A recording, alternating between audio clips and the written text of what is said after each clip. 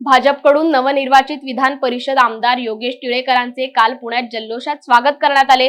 पुणे महानगरपालिकेपासून भाजप मुख्यालयापर्यंत पावसात चारचाकीमधून भाजपने अभिवादन रॅली काढली।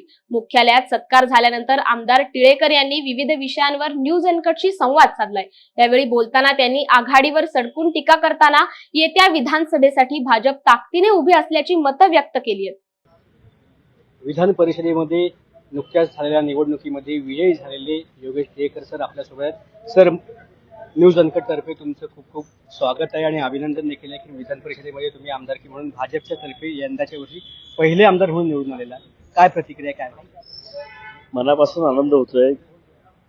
भारतीय जनता पक्षाला एका सामान्य कार्यकर्त्याचा सन्मान केला। गेली अनेक वर्ष संघटनेचं काम करत असताना पडेल ते काम करत गेल्यानंतर माझ्या पक्षाचे वरिष्ठ नेते, या राज्याचे उपमुख्यमंत्री आदरणीय देवेंद्र फडणवीस साहेब, राज्याचे भारतीय जनता पक्षाचे अध्यक्ष आदरणीय चंद्रशेखरजी बावनकुळे आणि वरिष्ठ नेत्यांनी माझ्यावरती विश्वास ठेवला। एका साध्या वारकऱ्याच्या मुलाला विधान परिषदेची उमेदवारी दिली, फक्त दिलीच नाही तर पहिल्या पसंतीच्या मताने निवडूनही आणलं। त्यामुळे मनापासून खूप आनंद होतोय। संघटनेने जो विचार केला त्या विचाराला पुढे घेऊन जी जबाबदारी मला दिलेली ती महाराष्ट्रभर काम करेल, पुढे त्यानिमित्त सांगेल। तुमच्यासोबत मित्रपक्ष देखील होते आणि त्यांना देखील विजय करणं तुमची जबाबदारी होती आणि सर्वच्या सर्व महायुतीच्या ज्या जागा आहेत त्या सर्व विजयी झालेल्या आहेत। काय रणनीती होती भाजपची, कशा प्रकारे ही निवडणूक? त्या मुळामध्ये राज्याचे उपमुख्यमंत्री आणि या सगळ्या विषयाचे प्रमुख आदरणीय देवेंद्रजींनी जी रणनीती आखली होती, पहिल्या दिवसापासून आम्ही सगळे ठाम होतो की महायुतीचे 9 उमेदवार हे 9 आमदार होणार आहेत। आणि तशाच पद्धतीचं पाहिलं असेल की भाजपासह शिवसेना, शिंदे गट आणि अजितदादांचे सुद्धा 2 उमेदवार निवडून आले। आणि आपण सर्वांनी पाहिलं असेल की महाविकास आघाडीची दुफळी आपल्या सर्वांच्या समोर आली। जे म्हणत होते की महायुती फुटेल त्यांचा या ठिकाणी भ्रमनिराश झाला आणि महाविकास आघाडीच फुटली, हे यातलं लक्षात आलं। तुम्ही म्हणता की महाविकास आघाडी फुटलेली आहे, परंतु निकाल लागल्यानंतर महाविकास आघाडीकडून, विरोधकांकडून आरोप सातत्याने होत आहे की घोडेबाजार झालेला आहे, पैशांचा व्यवहार झालेला आहे। ह्या संपूर्ण गोष्टीकडे तुम्ही आमदार होऊन कसं करता? जसं लोकसभेच्या निवडणुकीच्या अगोदर देशातलं मतदान बॅलेट पेपरवरती घ्यावं असा विषय काँग्रेस, उभाटा गट हे नेहमीच करत होतं।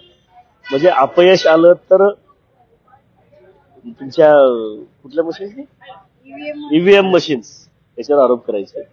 आणि जर कर्नाटक, पंजाबमध्ये काँग्रेस जिंकून आलं तर आमच्या ताकदीवर जिंकून आलं। तशाच पद्धतीनं काँग्रेसचे आमदार फुटलेले होते। अपयश आल्यानंतर घोडेबाजार आणि कदाचित त्यांना यश आले असते तर आमच्यावरती विश्वास।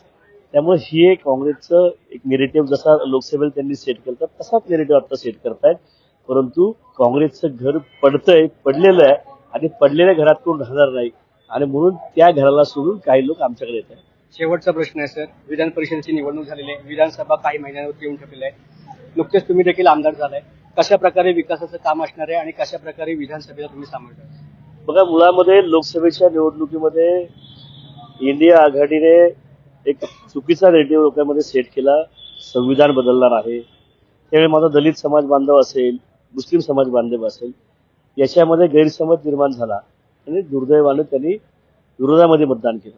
आणि आज त्यांच्या लक्षात आलं की हे सगळं खोटं होतं, आपल्याला फसवलं गेले आणि एक मोदींसारखा एक जगविख्यात नेता या देशाला लाभलेला आहे, ज्याचं भूमिका आहे सबका साथ, सबका विकास, सबका प्रयास। त्या भूमिकेत देशातलं सरकार काम करते आणि राज्यातलं आदरणीय एकनाथजींच्या नेतृत्वात असलेलं आदरणीय देवेंद्रजींच्या वरती विश्वास असलेले सरकार, अजितदादांबरोबर असलेलं विश्वास असलेलं सरकार अतिशय चांगल्या योजना आणतंय। आज आपण पाहतात की या अधिवेशनामध्ये लाडकी बहीण असेल, गॅस सिलेंडरचा विषय असेल, तरुणांच्या कर्जाचा विषय असेल, या विषयामध्ये सरकारनं प्रचंड चांगल्या योजना आणलेल्या आहेत। आणि मागच्या 2.5 वर्षात सुद्धा महाविकास आघाडीचे जो या ठिकाणी कामाची गती होती, या गतीला कितीतरी पटीने पुढे आणलेलं आहे।